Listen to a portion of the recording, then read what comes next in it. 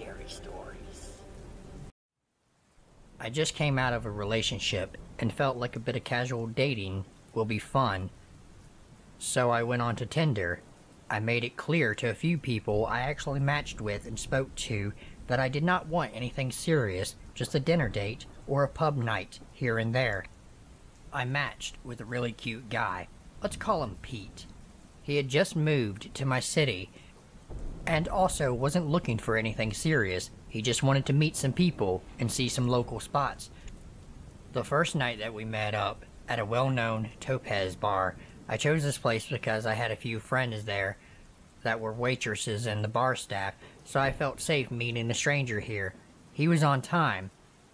We had nice chats, really cool guy on first impression. We spoke about work, to which he responded that he's a software developer but he's just starting his freelancing career. We spoke about where he stays now, that he's moved up here, and he said that he's sharing a place with some friends. Rent is quite pricey in this city, so it made sense to me. He asked where I live, and I told him that I'm lucky to even have my own bedroom apartment and quite a nice and popular part of town, mostly thanks to my parents that helped me save and gave me a portion of the deposit money for my 21st birthday, which I invested and grew into. I had enough to put down on a decent deposit. He then offered to drop me off at home, but I said no, I'd prefer to Uber home by myself. He asked if this was because I was going to meet someone else after him, and I laughed, because I generally thought this was a joke. The next time I saw Pete was about 3 days later. He said that he knew it was fast, but he actually couldn't stop thinking about me and he wanted to see me again. This time we met at a different restaurant, also one I chose because I went to school with the owner and knew all of the staff pretty well.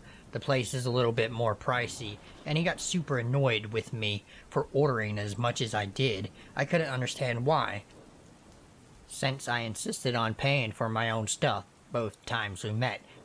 That night, same story. Let me drop you off at home, please. Again, I said no. While we were in the middle of this conversation, he gets a call. He stepped away, but I could hear a fair amount. No, I'm not going to stay with you again. Yeah, I'm with her. Don't worry about it, okay? I'll be home soon. So now I think he's chatting to his roommate or maybe his mom, but I don't ask. He comes back to our table. Please, I insist. Bad things happen to women that Uber home this late by themselves. I'd feel better if I dropped you off. Not having the energy to argue, I tell him fine, and I put my address into his GPS. As soon as he got home, he messages me and tells me he'll be picking me up in the morning to go for a picnic. I reply that I actually have cleaning to do, but again he insists that he'll see me at 10. Come 10 a.m. the next morning, best believe he's right outside my apartment.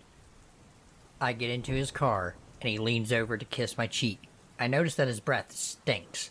Obviously, I'm a little grossed out. We have our picnic, and it's quite nice. He tried to kiss me a few more times, but I avoided it with everything in me. By about 4 p.m., I tell him that I really want to go home. The park that we went to is about an hour-and-a-half drive from my apartment, so I couldn't really Uber back home because it would cost a fortune. He agrees it's time to go, so we get in his car, and we are off. I fall asleep in the car on the drive back, and when I woke up, he asked if we should finish the rest of the bubbly we got up in my apartment. I said to him that I don't want to, and he just snaps. Something along the lines of, "What are you hiding from me? Just be honest. Why are you so desperate to keep me out of your fucking apartment?" I was so confused. I actually just kept quiet. He dropped me off, but I could see his car across from my apartment for about half an hour before he actually left. About 5 minutes after he left, he let me know that he's home safe, and he thinks he's starting to fall for me. So naturally, I'm freaked the fuck out, because I made it clear that I didn't want anything serious, and he said he felt the same. I said to him, if that's the case, I think we should take a break from hanging out with each other. About 5 days later, he messages and asks if we can go to dinner again. He found an Italian cuisine place he knows I'll love. I tell him it's cool. He should just send me the address. He tells me that he'll pick me up. So 7 p.m. comes, he tells me he's downstairs. And as I go down to meet him, I see he's standing at my gate. I press the remote control to open the gate, and he walked inside to meet me. Show me which one is yours. I'd love to see how you live. Not hi, not how are you. That's his opening line. So now I'm naturally unsettled. I say to him that I'm starving. Could we go get dinner? And I'll show you my place at a later stage. At dinner, he gets a call again. This time, he didn't step away. I don't know. I can let you know by 10. He turns to me. Am I sleeping by you tonight? No, I don't know. I have to work tomorrow. Yeah, me too. Then back to the caller. I'll let you know, okay? I hear the caller respond. No, you are not. Can you just get your things, please? And do what with them?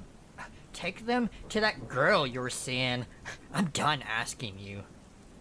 Now, I am sitting here in absolute shock and terror. What in the fuck is going on here? Our food arrives, and we barely speak. I say to him, why did you ask me if you can sleep over by me? We are not spending time together like that, you know this.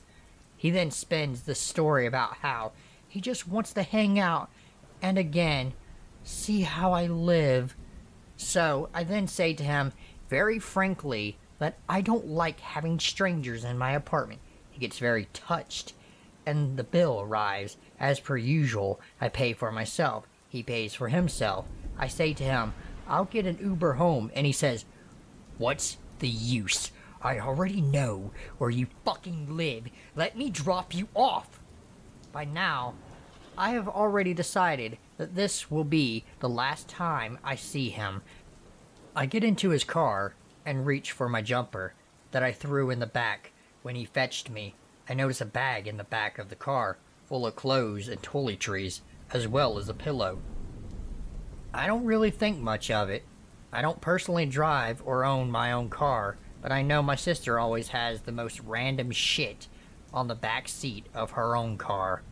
On the way home, he's dead quiet, when suddenly he says, do you know how much of a selfish bitch you are?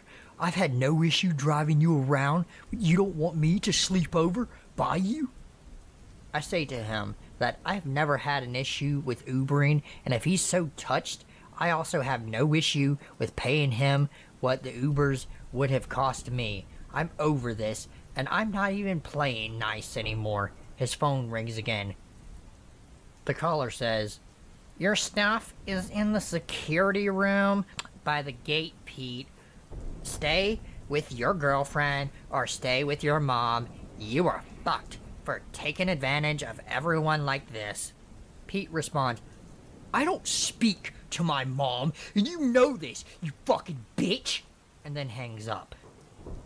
Now I think this may be an ex-girlfriend that he needs to collect things from. Before I have even had a chance to process what had happened, he turns to me and starts yelling at me. I have nowhere to go. Are you fucking happy, you spoiled brat? Living off of mommy and daddy's money? Getting driven around by me like I fucking work for you, bitch? My whole body got stiff with fear. I don't know if I'm going to cry or throw up. In my head, I'm just planning how I'm going to grab my bag the second he stops and run straight to the cafe under my apartment.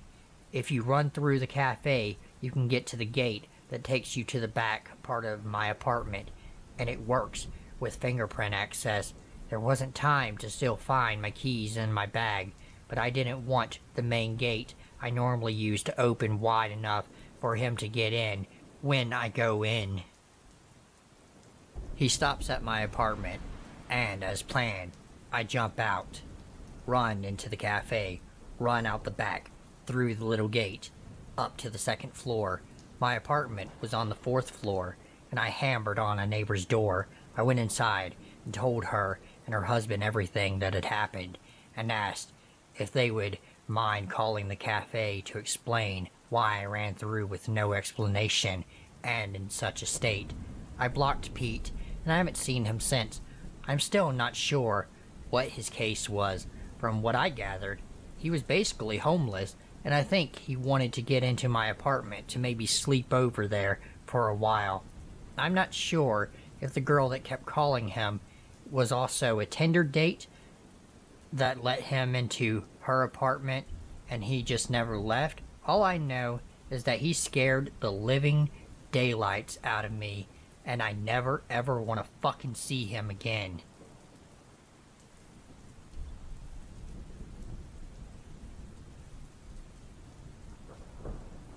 So, I've just gotten out of a pretty significant relationship with someone of 4 years, nearly engaged, and moving in together, etc. When things fell apart, I took a good amount of time to be on my own and get my shit together again. When my friends began encouraging me to get back out there, needless to say, I really wasn't wanting anything at that point, nor looking for anything. But they insisted that I at least just go out on a few casual dates for practice, just to kind of get my skills back up for when I was ready. I think they were honestly just worried because I had become quite hermetic. So I matched with this girl who's home from college for the summer. She's a little out of the way from me, but was eager to meet. Seemed really interesting. Was even willing to come to my area, etc. I really wasn't all that interested, to be truthful, but my friends again encouraged this, practice, whatever the fuck that means. A date doesn't mean commitment, whatever. I want to be clear, though, that I was extremely honest and explicit with her, that I was not looking for anything serious, or anything really at all. I was very forthcoming that I had gotten out of something serious, and I was just kind of encouraged to explore. She persisted and still wanted to meet, so we agreed to a casual lunch in a sports bar that week. I get there, and she was already waiting for me. I was a bit put off by how much different she looked than her pictures. Not trying to sound shallow or anything, but her pics from Tinder easily had to be at least 5 years old, which I verified based on tattoos she had in person versus ones she didn't in pics. So I was a bit thrown off by that. I wasn't the least bit attracted to her, but I was there to just have new experiences anyway, right? No big deal. I felt bad because the entire time she seemed so incredibly shy and awkward. I even noticed her hand shaking when she reached for her glasses, which I found endearing, honestly. So I did my best to get her talking and try to help her feel more relaxed. I asked her questions and chatted about things I figured you chat about on dates. Where she grew up, music she's into, school she goes to, major, etc. All to which I literally received one-word answers. It went on like this for about an hour, and she was just not working with me at all. But I tried to keep room in my heart because it was clear she was feeling anxious, and I understood that on a personal level. Then she pulls out this book and says, "I got this for you." And I responded very grateful, thanking her and inquiring what it was about. 'Cause hey, if someone wants to share a good read with me, I'm all for that. She looks at me funny and says in a very sudden but odd tone, "You're kidding, right?" I'm very confused and just kind of look at her like, "Huh?" And she says, "This is your favorite book. You told me this was your favorite book." To which I said, No? I have never even heard of this before. So we concluded that she ultimately got me confused with someone else she must have been chatting with, which I honestly found hilarious. She was embarrassed, but I made light of it and said I found it funny, 'cause I get it. That's Tinder culture, I guess.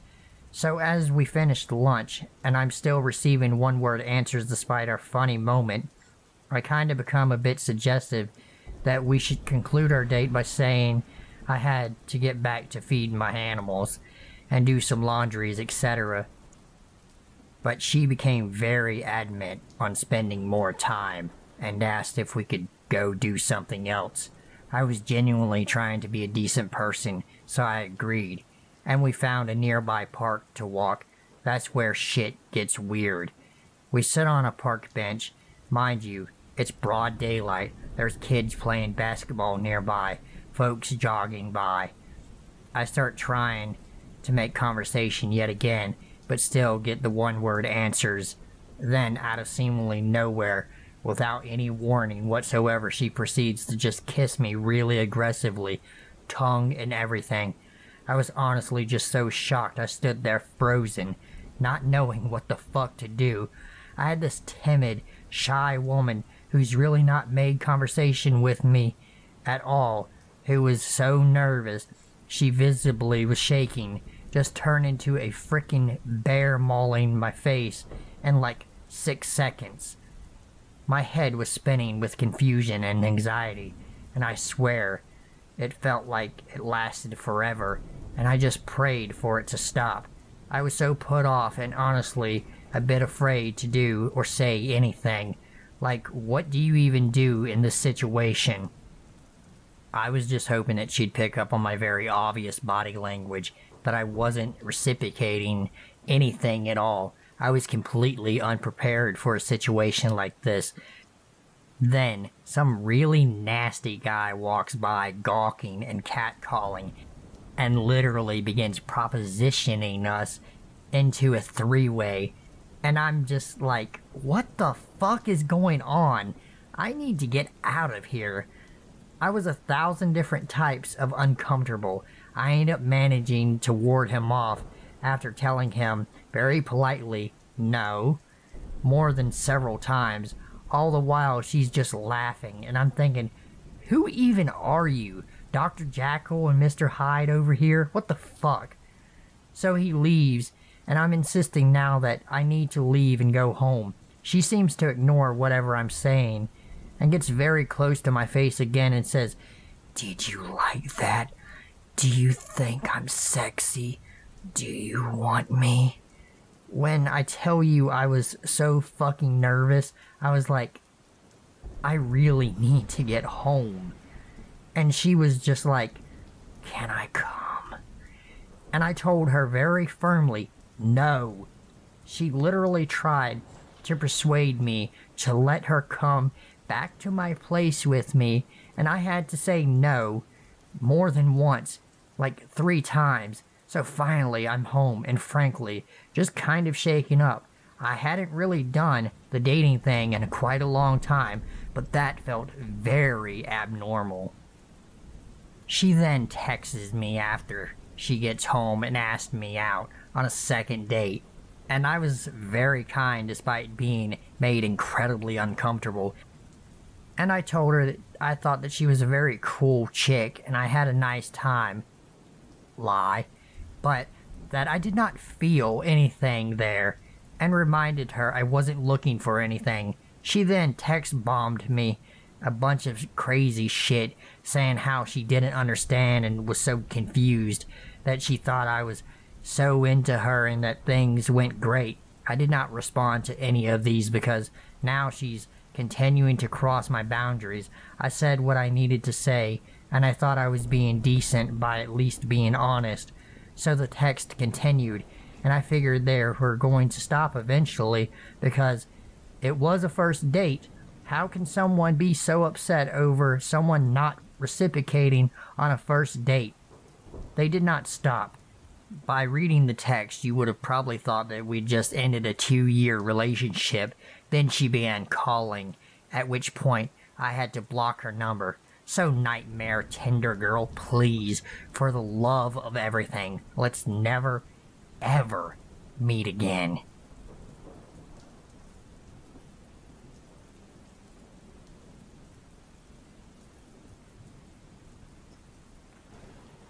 I am going to warn you, the story is a bit long, and quite a doozy. Grab some popcorn and perk up those ears. This happened about 6 years ago. I'm 27 now. Having said that, I apologize if there are some details missing, or that I don't remember. I'd gotten out of a 3-year relationship that didn't end particularly well.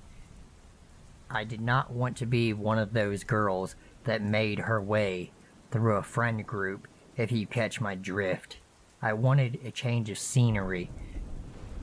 I decided that I would try my luck on a dating site called Tinder. I know, terrible idea. I'm well aware of that now, but hindsight is always 20/20.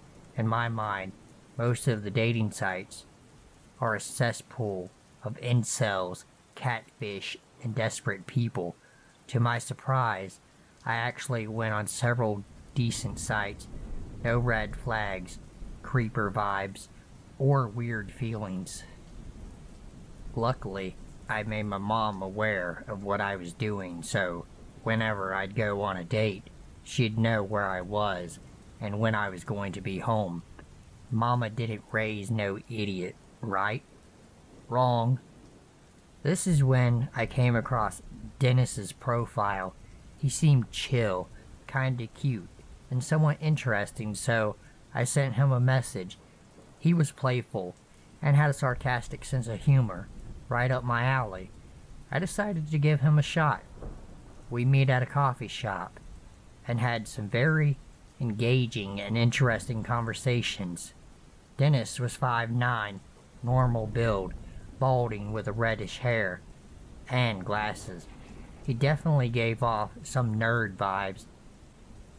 He started off by asking, "What are you looking for?" I gave my normal response, "I'm wanting someone who is sweet and caring, but also funny and intelligent." Something along those lines. Nothing groundbreaking. Cut me some slack. I was young. I realized later that giving this sort of response was the beginning of the end. Dennis and I went on a couple of more dates that were unmemorable. I started to fall head over heels for this guy, and fast. He was sweet, understanding, caring, empathetic. He liked to work out and took care of himself. He was everything I ever wanted in a guy. It was difficult to understand why he was single, since I was falling for him so quickly. We agreed that we would be exclusive. Everything was going smoothly until about 2 months into our relationship. That's when shit started to hit the fan. For the last month, I had been pushing him to let me hang out at his place and to meet his roommate, from the suggestion of my parents, because they are smart people. Every time I'd push the subject, he'd always make up some excuse on why we can't. My roommate is crazy. It's not a good time for me. He works opposite schedules than me, etc. It was always something. At some point we had made plans to go out to a club one evening. I was all dressed and ready to go, waiting on him. He ended up not answering his phone for a couple of hours. I realized his phone must have died, since whenever I would send him messages, it would never say delivered. For those of you who are Apple users, I ended up deciding to go to his place to see if he would answer his door. I obtained his address at some point. I don't remember how. He lived about 15 minutes away from me in an apartment complex, and it was the middle of winter, February. It was fucking cold. I knocked on his door, no answer. While heading back to my car, look who decided to show up. None other than Dennis himself. And guess who he was with? Yes, you are correct. Another fucking woman. Which I later found was his long-term girlfriend, Jessica. I quickly made my way over to him. The look on his face was fucking priceless.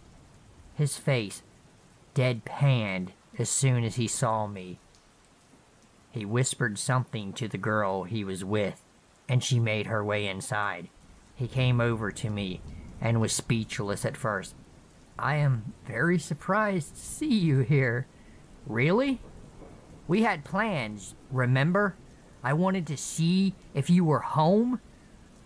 Yeah, I don't remember. My phone died, so I didn't receive any of your texts. And I lost track of time. We were at a friend's birthday party. Who's the girl?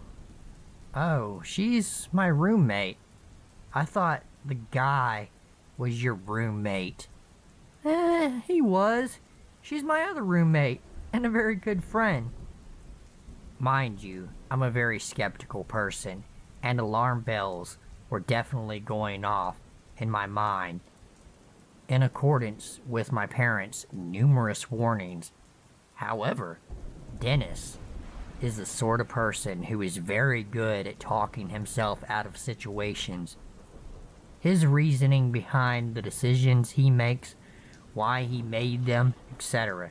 He was an excellent liar, and being the naive, insecure person I was, I believed him. We ended up going to the club after I waited for him outside in my car for almost an hour. I didn't think about it too much, since I was getting what I wanted and nothing was said about his girl roommate. Over the next month, I kept pushing Dennis to meet his family and his guy roommate. He eventually caved and brought me to see his mother. It was an extremely odd experience. We talked about books, and some of Dennis's friends and I made snide remarks about how Dennis's guy roommate was fucking nuts. Dennis's words. And they gave me the strangest glances.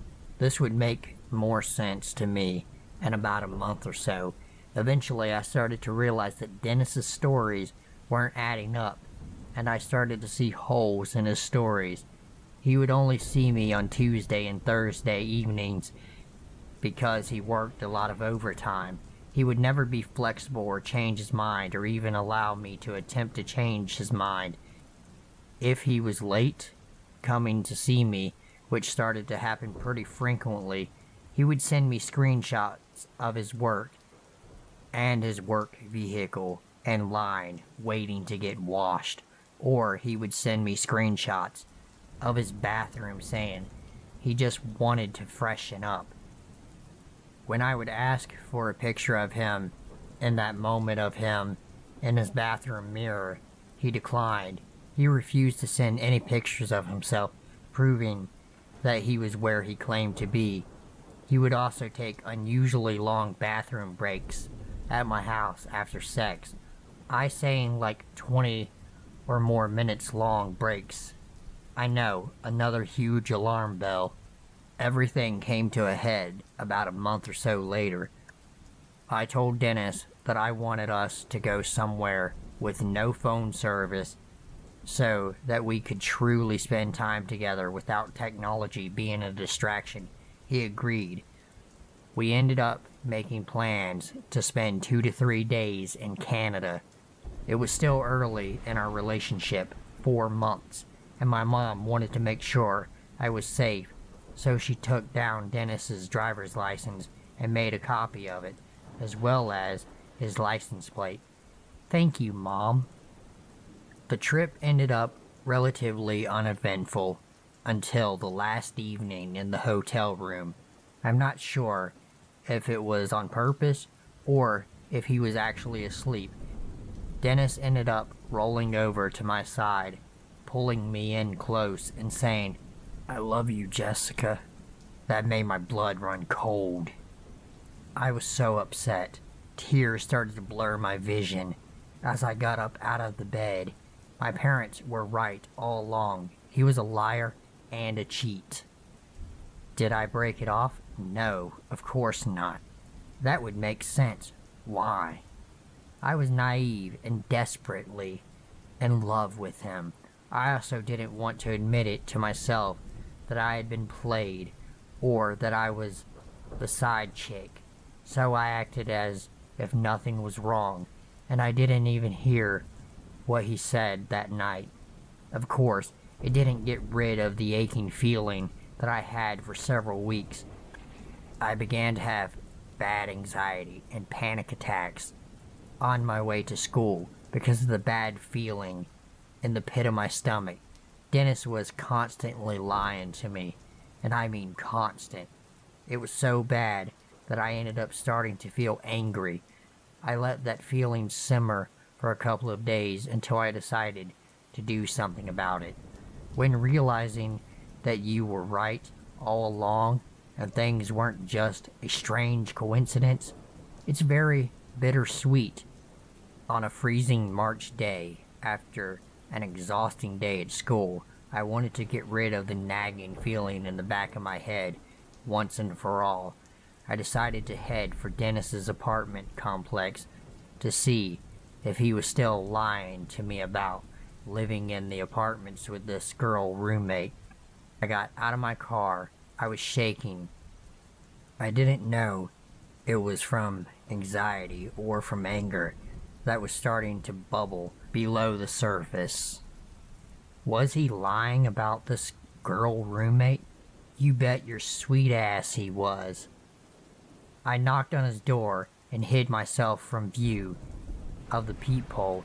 He answered the door with his girl roommate behind him. I came from around the corner to look at him with an emotionless face and said, "Wow." I turned on my heels and walked away, only to find out as I get back to my car that I locked myself out of my car on a cold March day in the middle of winter. I was so distracted by my rage and sadness that I didn't realize I left both my keys and my phone in my car. I'm such an idiot. I was beside myself.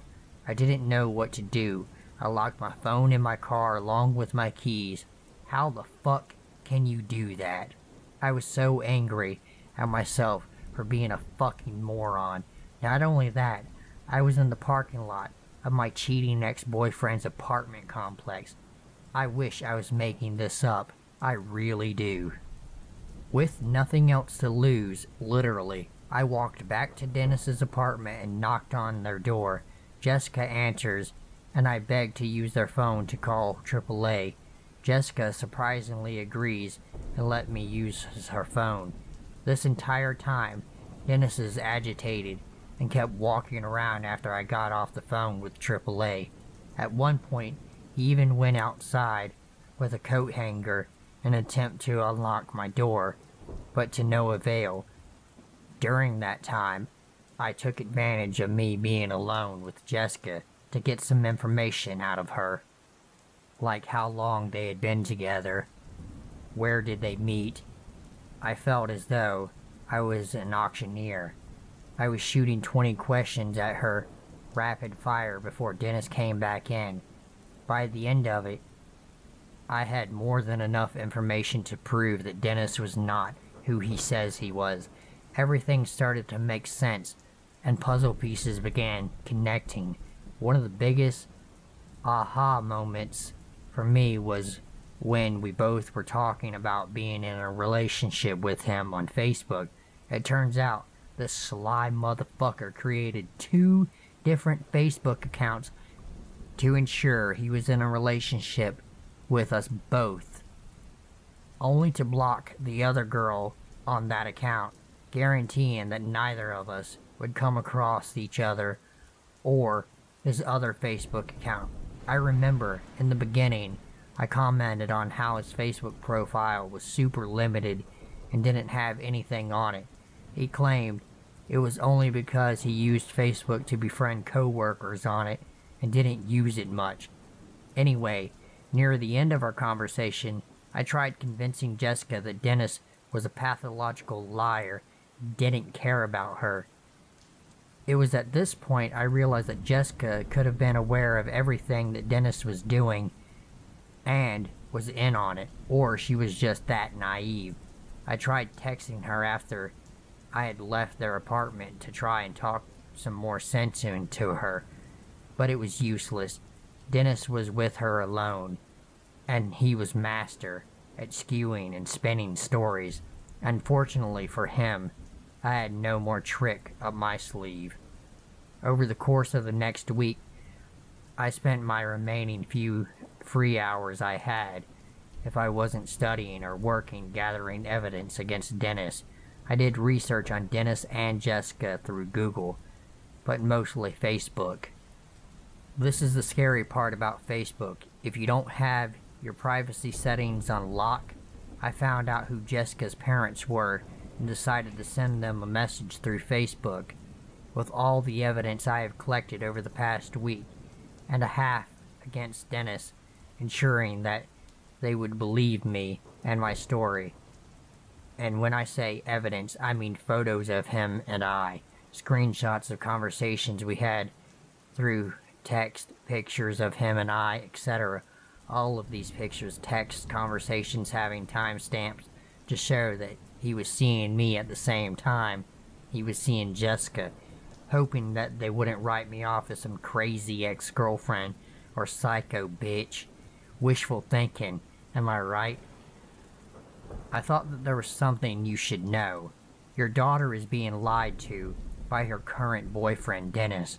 I met him on an online dating site, Tinder, and we spent the last 5 months together, but Dennis ended up lying to me about his life and everything about it. I doubt your daughter knows the extent to which she has been lied to. I feel it is only right for me to share this information I have collected with you, so that it might be brought to your daughter's attention, and so he can no longer get away with this type of behavior. Dennis is not who he says he is, or appears to be, and he has lied about many aspects of his life. Let me explain. As I stated previously, I met Dennis on Tinder, an online dating site. We dated for 5 months until I found out that he lied to me about his living conditions and the fact that he also has another girlfriend, your daughter. I have several pictures showing that Dennis and I were together as a couple. He also has several Facebook accounts. One he called a work Facebook, in which he was in a relationship with me, and another account in which he was in a relationship with your daughter. His work Facebook account no longer exists since he deleted it, but I was able to take pictures of it before it was deleted to prove what I am saying. Before continuing, I should mention that I have met your daughter twice. The first time was very brief, and Dennis told me that she was only a good friend. They had just gotten back from hanging out with some friends at Dave and Buster's house for his birthday party. This was back in early January. The second time meeting your daughter was for a longer period of time. This was at the beginning of March. I ended up going to Dennis's apartment to see if he was lying to me about still living at the apartment. He was. I ended up knocking on their door to find Dennis answer it and see your daughter standing behind him. Jessica mentioned to me about how she and Dennis have been dating for almost 4 years. I was also made aware of another Jessica he dated not too long before he started dating me. Jessica has also sent me text messages mentioning that there may be a possibility of him seeing another woman aside from your daughter and Jessica, a different Jessica. I will attach separate files with all of these photos I have collected. They will be in the order in which they are mentioned in this letter to you. I hope this information is of use to you, and I hope I was able to help in providing that Dennis is not who he says he is, and for you not to be fooled like I was. Thank you very much for your time. I did end up receiving a reply from her mother the following morning. The last time I heard from Dennis was a message he decided to leave in the grass in my backyard. It was a dead rabbit with its head cleanly cut from its body. It was clear that a human did it, since there were no sign of blood and the head was cleanly cut off. My family and I reported it to the police in case any escalation happened. Luckily, nothing did. Unfortunately, Dennis was smart enough not to take it any further, but it was clear he was very angry. He didn't want to leave any sort of trail through the internet or paper implying what he had did. Dennis, fuck you, fuck your empty apology. I feel sorry that Jessica had to deal with your dumb ass as long as she did. You were only sad that you got caught. I hope karma plants you right on your ass. To all the ladies he has messed with, I hope you're okay, and that he hasn't dashed too much of your confidence. He's a lowlife, and that's all he'll ever be. Thank you for listening. Take care, friends, and be careful.